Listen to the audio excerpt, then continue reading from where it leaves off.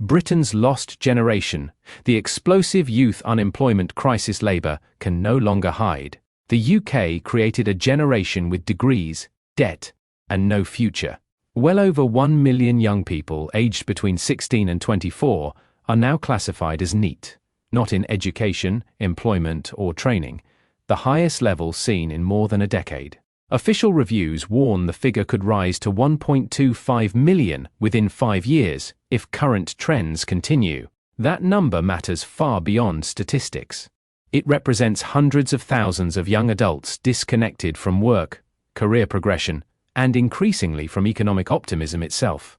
Around 60% of economically inactive young people in this category have never had a job at all. The deeper fear is psychological as much as economic. Britain is beginning to produce a generation that increasingly believes effort no longer guarantees stability, prosperity, or upward mobility. Once that belief collapses, the consequences spread far beyond employment. The degree explosion created a dangerous economic mismatch. For years, Britain pushed university attendance as the default route to success. Politicians repeatedly framed higher education as a safe path into the middle class. But the economy increasingly failed to create enough high-value graduate jobs to absorb the enormous expansion in degree holders. The result is a labour market flooded with graduates competing for increasingly mediocre entry-level work, while Britain simultaneously faces shortages in construction, engineering, logistics, manufacturing, and skilled technical trades. Critics argue the country weakened apprenticeships and vocational prestige, while aggressively expanding universities with little regard for long-term economic demand. Not all degrees are pointless, and many still provide strong long-term value. Medicine, engineering, computing, and advanced technical fields remain highly employable. But many young people were effectively sold the idea that any degree automatically guaranteed economic security. That promise increasingly looks broken. The political danger here is enormous. A generation encouraged into tens of thousands of pounds of debt is now discovering that graduate salaries often barely offset housing costs, taxation, and loan repayments. Britain's student debt system is becoming politically toxic.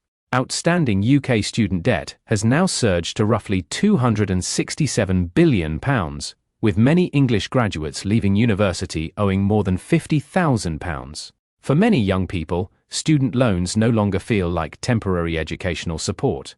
They feel like a permanent financial burden attached to adult life itself. Recent government interventions to cap interest rates acknowledge growing pressure around the system, but critics argue the underlying structure remains deeply unpopular. The frustration becomes especially intense when graduates enter weak labour markets. Large numbers of young workers now face the combination of high rents, expensive housing, rising taxes, and decades-long repayment obligations. Many feel poorer than previous generations, despite being more formally educated. That disconnect is becoming one of the defining political fault lines of modern Britain. The social contract increasingly looks unstable. Study longer, borrow more, work harder, yet still struggle to build wealth or security. Critics say government policy helped create the crisis. The current situation did not emerge overnight, and responsibility stretches across multiple governments. But critics increasingly argue that Keir Starmer's Labour government has failed to articulate a convincing economic reset for younger Britons.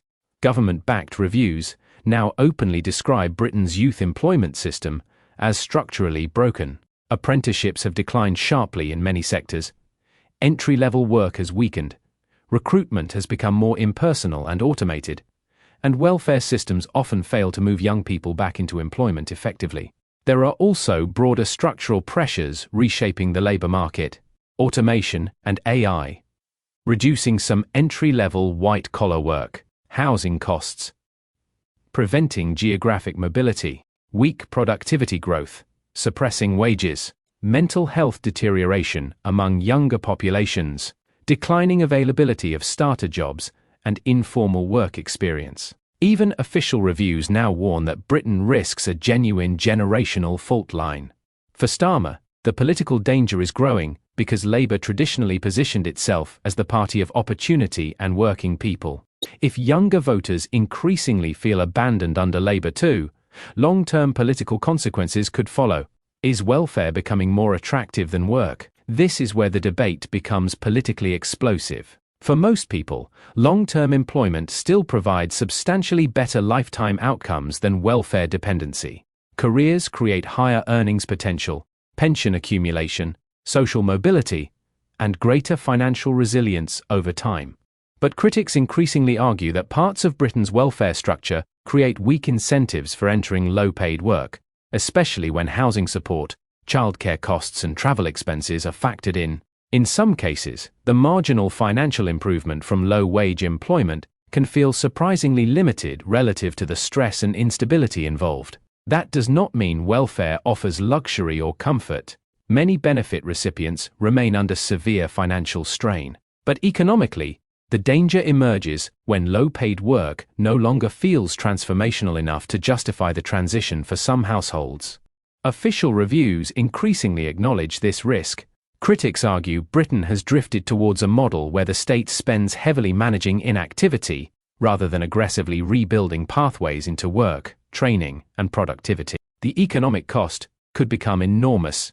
The estimated economic cost of youth disengagement is now approaching £125 billion annually, according to recent reviews. That figure includes lost productivity, reduced tax revenue, higher welfare spending, long-term healthcare costs, lower lifetime earnings, weaker consumer demand, reduced economic growth. The long-term scarring effects are severe. Young people detached from employment early in adulthood often experience lower wages and weaker career progression for decades afterwards. Economists increasingly warn that Britain is not just dealing with temporary unemployment, but with entrenched labour market disengagement.